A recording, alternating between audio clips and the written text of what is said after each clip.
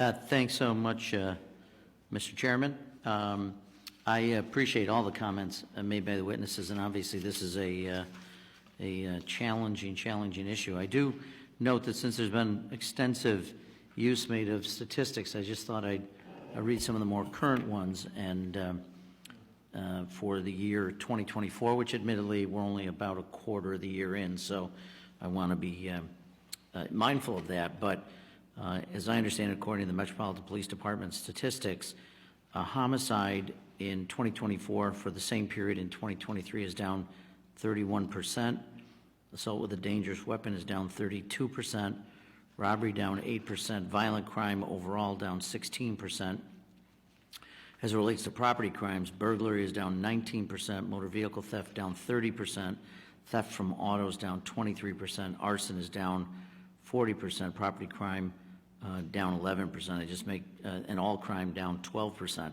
I assume if these trends continue, some of the remarks that have been made would be withdrawn by people who have made them, since we're relying so heavily on statistics. And I certainly hope that the trend lines continue. But I also just want to note, for the record, that while a number of statements have been made about continuing to support law enforcement, I do note that the Republican House bill on CJS, which is Commerce, Justice, and Science, that the Republican bill, had it passed, unfortunately it did not, would have cut funding for the FBI by $415.3 million, as opposed to fiscal year 2023, would have reduced ATF's funding by $149.9 million, and would have reduced funding for United States attorneys who prosecute these federal crimes by $320 million.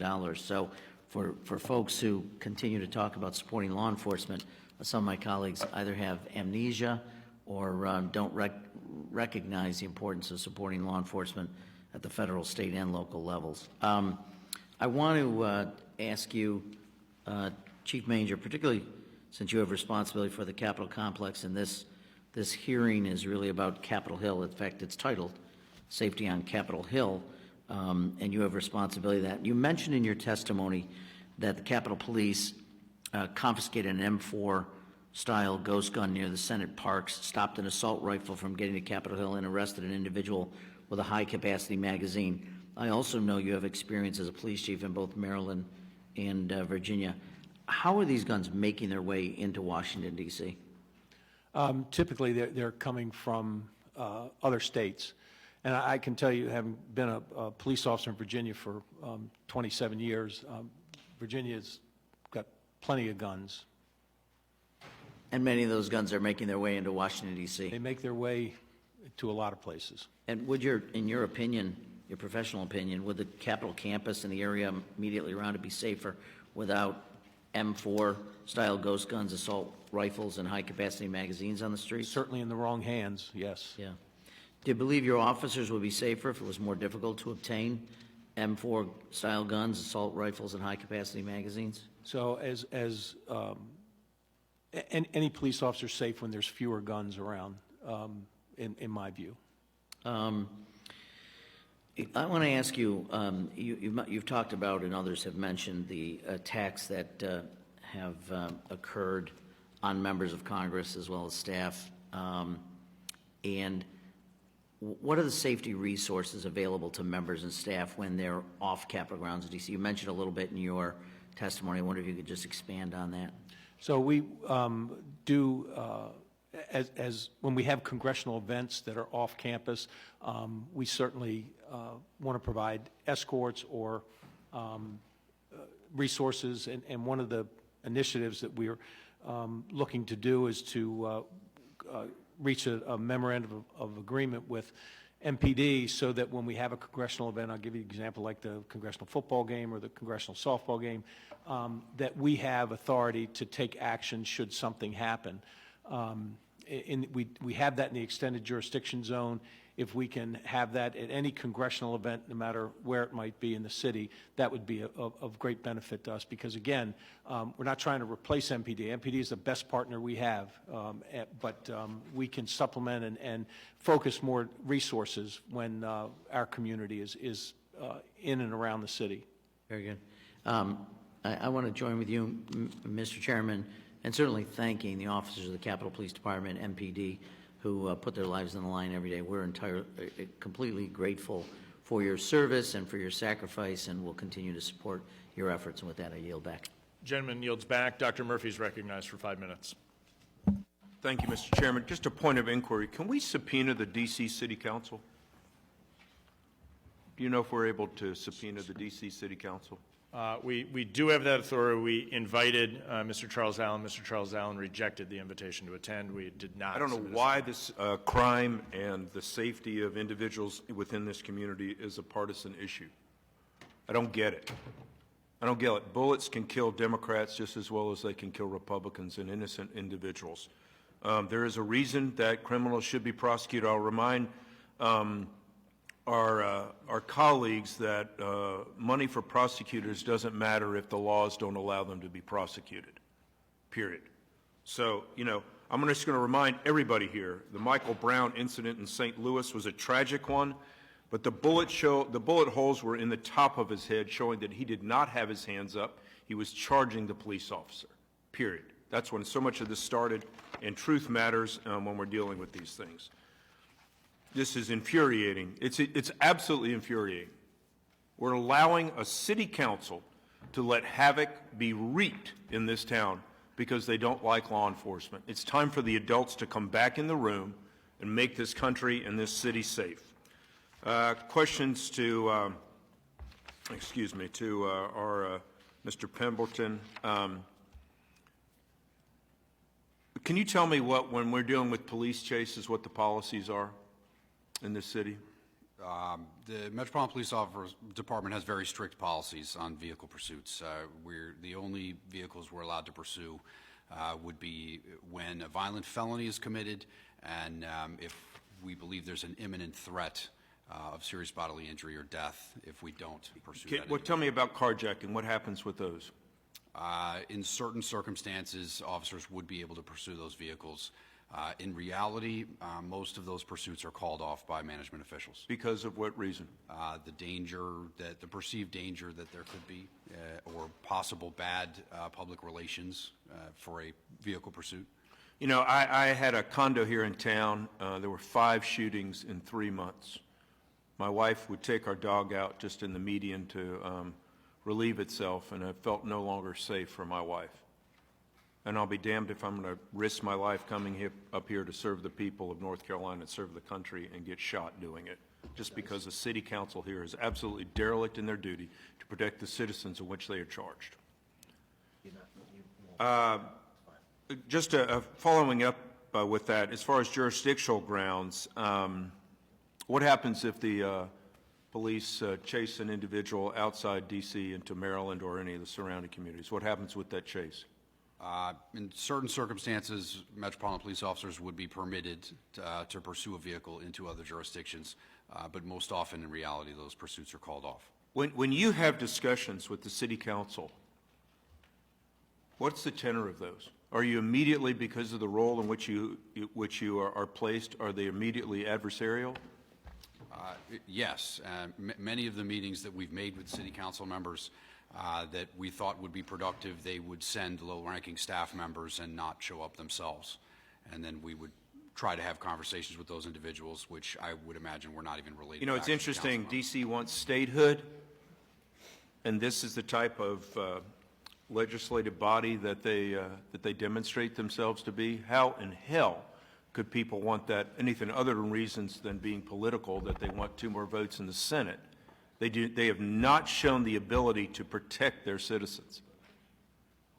And, our Capitol Police do a fantastic job, but if our D.C. police are handled, what am I supposed to think if, God forbid, my wife gets carjacked and the criminal who does that is literally slapped on the wrist to go out and do it again? We're in our nation's capital, for God's sake. I just don't get it. What is the purpose of allowing criminals back on the street to repeat their offenses? Can you give some examples? I'd love to hear this. The carjacking thing absolutely destroys me. We had a member of our own body carjacked by 3 individuals at gunpoint. Person got slapped on the wrist. What are we supposed to do this? What kind of pursuit policies actually will allow our officers to actually do something about it? And God forbid we do it, we turn them into the prosecuting attorneys, and they just push them right back on the street. What does that do to the morale? Officers do not want to work in an environment where their work is meaningless. People join the policing profession because they want to help their community. This isn't a job where you get rich. This is a municipal government position, and people typically take this job because they like what they're doing. And they put their lives on the line for the safety of the citizens that they protect, yet they're not, it's just a circular firing squad. You know, I'm not allowed to carry a gun unless I go through hoops and hoops and hoops, but then I'm only in a specific area. And I'll be damned if I'll let a criminal hurt my wife. God forbid he tries to do something to me. I feel sorry for him, to be truth be told. That this should happen. This is absolutely against what the laws of the United States should dictate. And here we are allowing our own individuals to wreak crime across this nation. And damn it, it's a damn partisan issue, and I just don't get it. Thank you, Mr. Chairman. I'll yield back. Gentleman yields back. Mr. Loudermilk is recognized for 5 minutes. Well, thank you, Mr. Chairman. Thank you for having this hearing. Very timely and very important. Thank you all for being here. Thank you for your service. You know, it's essential that we have the resources here to protect the members of Congress, the staff, even the visitors that come to Capitol Hill here. And the crime that's in the city has an impact on that. And let me say this. I have the greatest admiration for those that wear the uniform of law enforcement, both in the city, Capitol Police. I'm here today because of the bravery and heroism of one of the Capitol Police officers on the baseball field in 2017, who on his own drew fire to allow me to try to get to one of the players who had been already shot. David Bailey will remain a hero, not only to me, but to my family. And I appreciate their dedication. Chief, good to see you again. It's been almost 16 hours. I appreciate, you were at the Gershwin Award last night. I think it's important, not only you be there, you were in uniform. And to show one thing is that even though the jurisdiction may be Capitol Hill, it really follows anywhere that we go as members, whether it's somewhere else on Capitol Hill or whether it's we're traveling in a Codell or we're traveling somewhere else. And so it's not just what happens on Capitol Hill, but it's the crime in the area, because I was even thinking of this last night as we spoke about this hearing. Here we are, not on Capitol Hill, but we're in D.C. with a significant number of members of Congress that are there. I know that the police budget request for fiscal year 24 was $841 million, and that has increased substantially over the past 5 years. Chief, can you speak to the challenges that the department is facing that led to that increase, the request? So it really comes down to our mission and our workload. Our mission has expanded, and our workload has gone up dramatically. And you've heard me talk many times about the number of threats against members of Congress. And you've heard me talk about the number of demonstrations that we handle and the tactics that these demonstrators, seem to escalate, and which requires a commensurate response from Capitol Police. And with one of the things that I have done since I got here was to take a broader approach to the safety of our community. When I say our community, I'm talking about the members of Congress, our staff, the visitors, and not so when they cross the street and they're no longer in the Capitol complex. Okay, well that's somebody else's problem. No, we take responsibility for our community as best we can. A good example's Union Station. There's a lot of activity over at Union Station. Some of it is great, and some of it is criminal. And so we assist Amtrak Police, we assist Metro Transit Police, and we assist MPD to the best of our ability. We monitor the radio, so when we hear 911 dispatches come out over MPD's radio, if we're close by, our cops respond, because we want to be able to help. Again, MPD is the best partner we have, and they always come to help us when we have the need. So we want to be good partners as well, and make sure that folks that are in and around Capitol Hill, when our community is at an event, you're going to see us there. All right, and I know it's beyond just Capitol Hill, because in our recent policy conference, several members of the Capitol Police were there securing us. We have conventions coming up that I'm sure that you're going to be involved in both of those. Hundreds of officers. And yes. so, yeah, there's a big draw on force. Mr. Pemberton, does MPD face similar challenges that necessitate more funding? And is it true that you're at the lowest level of officers that you've been in 50 years? That's correct, the lowest staffing levels we've had in 50 years. And funding would be a problem if we didn't have a shortage of 500 police officers. So not paying those 500 cops that are supposed to be here, I think, is saving the city a lot of money. But even when the city has thrown money at this, right now they're offering $25,000 signing bonuses to become a Metropolitan Police officer, and that's not moving the needle. And the reason is because of this climate and this environment that's been created by the City Council. It is not an attractive place to work for current employees or potential future employees. All right. Thank you. I see my time's expired. I also want to thank you for your response on January 6th. You guys were an integral part of that, so thank you. I yield back. Gentleman yields back. Ms. Bice is recognized for 5 minutes. Thank you, Mr. Chairman. And I first want to say a heartfelt thank you to Capitol Police and Metro Police for the jobs that you do. I come from a state that we respect law enforcement and we abide by the letter of the law.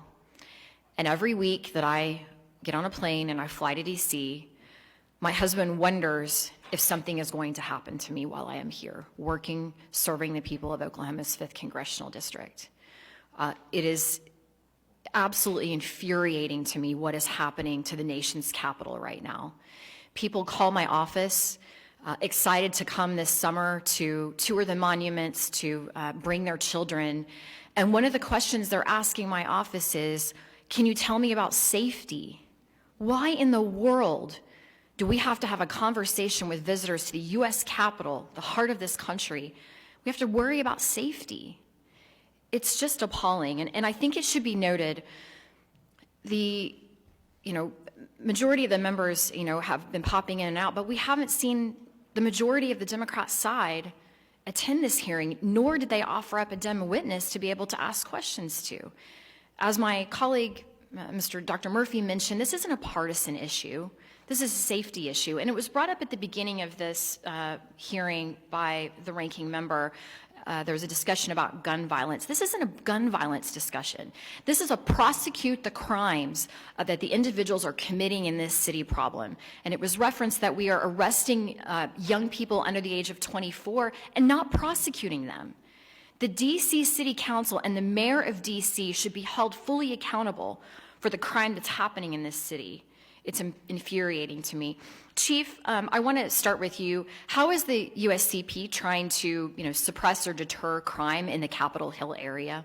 So we have the advantage of having a much smaller jurisdiction than other police departments, but as I've said, we certainly understand that we can be of service and we can be of help to the neighborhoods in and around Capitol Hill. We respond to calls that we hear come out in this area, and I think it's important that we work in partnership with MPD to help them, and but I talk all the time about us being a protection agency, which we are, but we cannot ever walk away from our police responsibilities. We're still cops, and we still fight crime. And on this campus, if you took the crime rate of things that happen on this campus, it's very low. There's not a lot of crime on this campus. Not non-existent, but there's not a lot. So to the extent that we can push that out to the surrounding neighborhoods, certainly push it out where we have congressional events. we're going to continue to do that. So it's just understanding that we need to continue to take our police responsibilities very seriously. It was mentioned by a couple of my colleagues that we have a 50-year low for the number of officers on the MPD currently. Is your USCP trying to help augment some of the 500 police officer shortage that the MPD is seeing currently? To the extent we can, absolutely, especially in the area where we're patrolling. And so we would offer them the help, same way they offer us help every day of the week. So yeah, we're doing our best to work hand in hand with them, yes.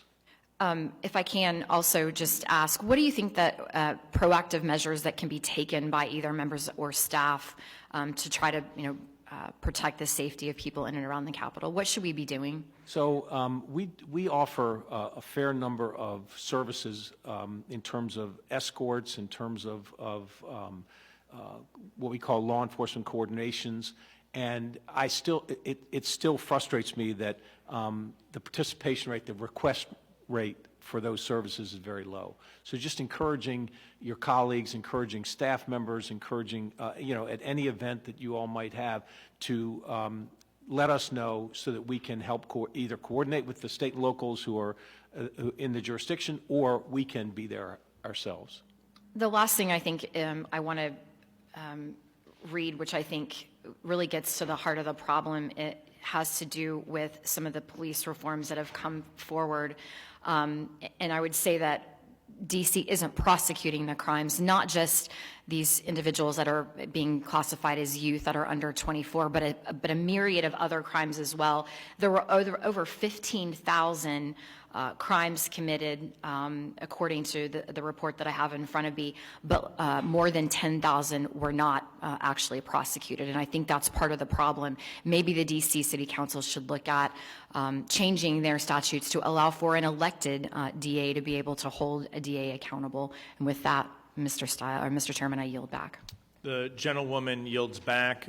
The gentleman from the state of Ohio, Mr. Carey, is now recognized. I want to thank the chairman and also the ranking member for having this hearing today. I do want to point out a couple of things. I happen to be one of those members that actually lives in a neighborhood very similar to Capitol Hill in Columbus, Ohio, and so we have seen the uptick, of course, and I've talked to our police officers there, and the recruiting efforts that they are facing is equal to what I think is consistent with what I'm seeing across the country.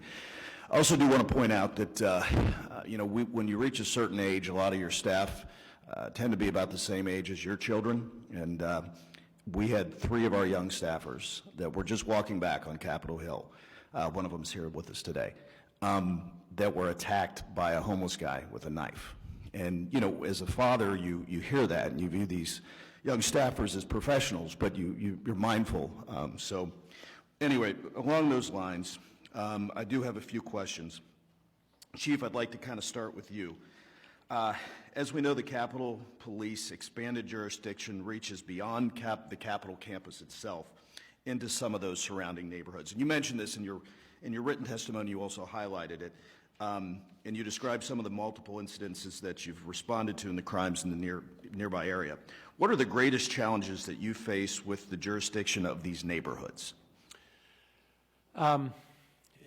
The biggest challenge for us is that once you get beyond that extended jurisdiction zone, and oftentimes we're patrolling beyond there because we've got a building where 30 members of Congress live, so we're patrolling that 3, 4, 5 times a night. The fact that if something happens, oftentimes we'd have to call for MPD to take some sort of action because we don't have the authority that we need. Well, with that, what would you say the coordination with MPD, what's that typically like? It's great. But a very quick example, we had at the congressional softball game last year, it was beyond our extended jurisdiction zone. We had a group of demonstrators walk on into center field and stop the game. We called for MPD because we did not have the authority to arrest them because it was outside the extended jurisdiction zone. What I would like is to have a memorandum of agreement. We have several memorandums of agreement with MPD to be able to, at a congressional event, that we would in fact have the authority to take police action at something like that. So we wouldn't have to wait for them to make the arrests. And I appreciate that. Something else, and like I mentioned, I live in a neighborhood very similar to Capitol Hill. It's in the city of Columbus. And of course, many members do across the country. And so, Chief, can you describe how the Capitol Police work with our local law enforcement agencies nationwide to ensure member security in our own districts? I appreciate that question. We have dozens, and that number is growing exponentially, dozens of memorandums of agreement that have been signed with state and local police departments from around the country so that we can request their assistance, and they will provide that assistance for an event in a member's home district so that they will provide additional security, and we'll reimburse them for any cost of that assistance. So we work very well with state and local agencies from around the country, and as you may know, we have nationwide jurisdiction to investigate threats against members of Congress. But the fact is, we don't have the staffing to investigate, to go all over the country to do something. So we work with state and locals, and we have great relationships all over the country. Lastly, and I only have a minute left, how many arrests does the Capitol Police make in a typical week from DUIs or other criminal suspects coming from D.C. into the nearby campuses? Traffic offenses, including DUIs, we probably make a dozen or so every week. But I will tell you that the number of arrests over the last couple of years has gone up each year. Yeah. And as somebody who was a staffer here in the 1990s, I can tell you it's definitely changed in many ways for the better, but obviously we're seeing this uptick. Really appreciate your testimony, and I appreciate the work that you do with our local security teams. I know we have a person on our staff that coordinates with you guys, and you guys have done a fantastic job, and I appreciate that. With that, Mr. Chair.